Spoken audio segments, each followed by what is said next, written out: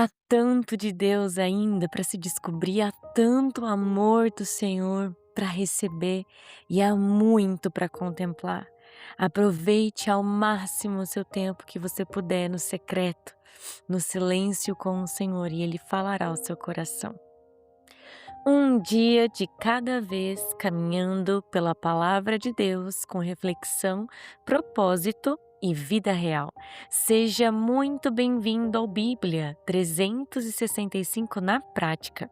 Hoje é o dia 171 da nossa jornada, dia 20 de junho, e seguindo o nosso cronograma, os textos de hoje são Deuteronômio capítulo 25, Salmo 116, Isaías 52 e Apocalipse capítulo 22. Abra o seu coração, o seu secreto, permita que o Senhor fale a você.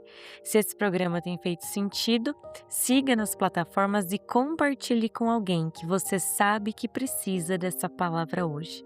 E sem mais delongas, Deuteronômio capítulo 25 continua mostrando como Deus se importa profundamente com a justiça prática. Ele diz que os juízes devem justificar o inocente e condenar o culpado. Parece algo óbvio, mas nem sempre é o que acontece. Deus estabelece que a justiça deve ser equilibrada, sem exageros, sem humilhações desnecessárias, sem abuso de autoridade. Até mesmo a quantidade de açoites possuía limite, mostrando que o Senhor é justo, mas não é cruel.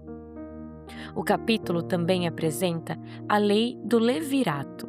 Era uma prática que tinha como objetivo proteger a viúva e preservar a herança familiar em Israel. Hoje, essa lei não se aplica da mesma forma, mas o princípio permanece. Deus ele se importa com a responsabilidade familiar. O Senhor nunca tratou relacionamentos como algo descartável. Ele valoriza compromisso, honra e responsabilidade diante das alianças assumidas. Em seguida, aparecem algumas leis que revelam princípios importantes. A questão dos pesos e medidas mostra que Deus odeia a desonestidade nos negócios. Não deveria existir um peso para comprar, outro para vender. O Senhor se importa com a integridade do comércio, dos contratos, das negociações. A espiritualidade bíblica não está apenas no templo, ela aparece também na forma como lidamos com dinheiro, clientes, pessoas. Não dá para separar, vivemos uma única vida. O capítulo termina lembrando os amalequitas que atacaram Israel justamente quando o povo estava cansado, abatido e vulnerável. Eles atingiram os mais fracos da retaguarda e Deus não se esqueceu.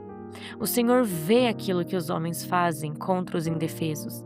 Talvez a justiça humana demore ou até mesmo não chegue, mas a justiça de Deus nunca falha.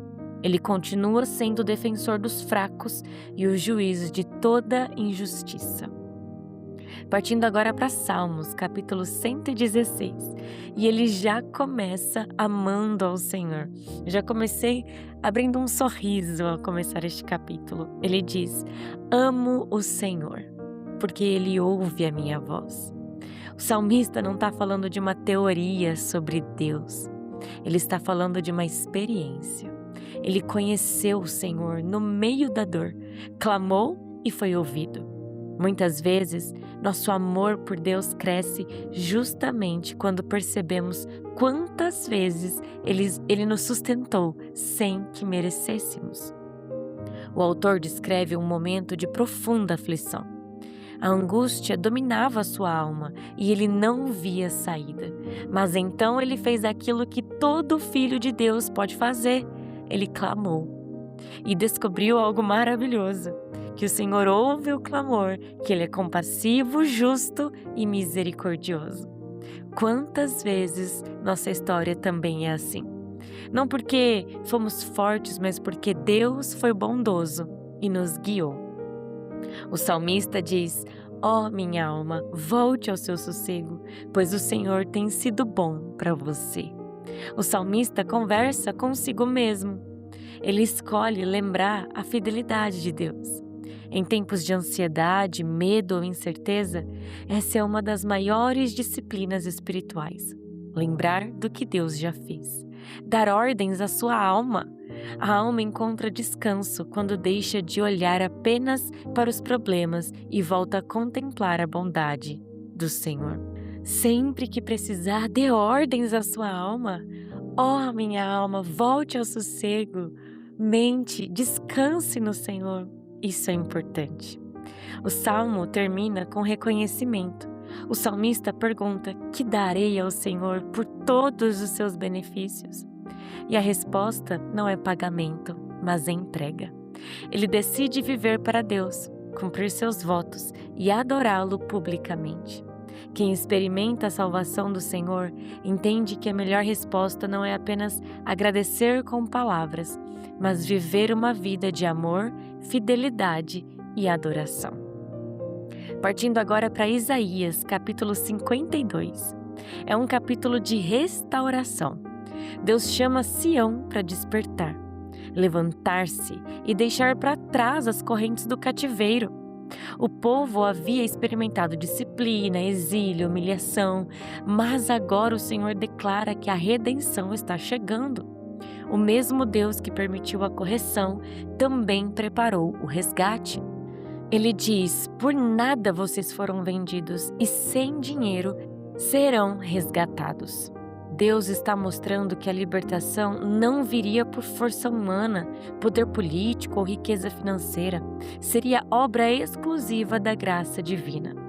Isso aponta diretamente para a redenção que encontramos em Cristo. Nós também não fomos comprados por ouro, por prata, mas pelo precioso sangue do Cordeiro. Temos um versículo muito conhecido aqui neste capítulo. Quão formosos são sobre os montes os pés do que anuncia boas novas. Essa passagem é citada no Novo Testamento e aponta para aqueles que proclamam a salvação de Deus. O Evangelho é uma notícia tão extraordinária que até os pés dos mensageiros são chamados de formosos. Os últimos versículos iniciam uma das maiores profecias messiânicas de toda a Bíblia, nos prepara para o capítulo 53. O servo do Senhor aparece e somos informados de que ele será exaltado. Mas antes sofrerá de maneira impressionante. Seu aspecto ficará desfigurado e muitos ficarão espantados ao vê-lo. O servo é Jesus. Aquele que seria exaltado acima de todos, primeiro pisaria o caminho da cruz para salvar pecadores como eu e você. E para finalizar o dia de hoje, Apocalipse capítulo 22. Encerra toda a Bíblia com uma visão absolutamente gloriosa. João vê o rio da água da vida fluindo do trono de Deus e do Cordeiro. Vê também a árvore da vida produzindo fruto continuamente e trazendo cura às nações. Tudo aquilo que foi perdido no Éden agora parece restaurado de forma definitiva. Não existe mais maldição, separação ou morte. O plano de redenção chega ao seu cumprimento completo. E temos uma promessa de que contemplaremos a sua face. Desde a queda, o homem não podia permanecer diante da santidade perfeita de Deus. Agora, por causa da obra de Cristo, os redimidos vivem em comunhão plena com Ele. Não haverá mais noite, não haverá mais escuridão, porque o próprio Senhor será a luz eterna do seu povo. A partir daí, Jesus reforça várias vezes: eis que venho sem demora. O foco não é criar ansiedade, mas produzir vigilância. A igreja deve viver preparada.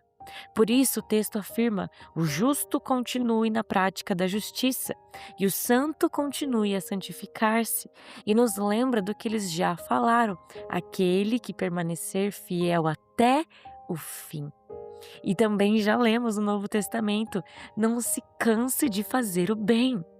A expectativa da volta de Cristo não nos leva à passividade, mas a uma vida de santidade crescente. A Bíblia termina com um convite e uma oração. O Espírito e a noiva dizem: vem.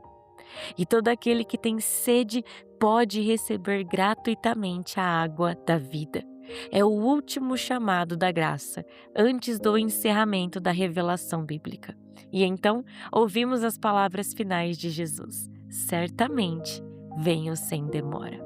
A resposta da igreja atravessa os séculos e continua sendo a mesma. Amém. Ora vem, Senhor Jesus. Obrigada, Pai, pelo dia de hoje, pela Tua palavra que é viva, que nos alimenta, que é real sobre as nossas vidas.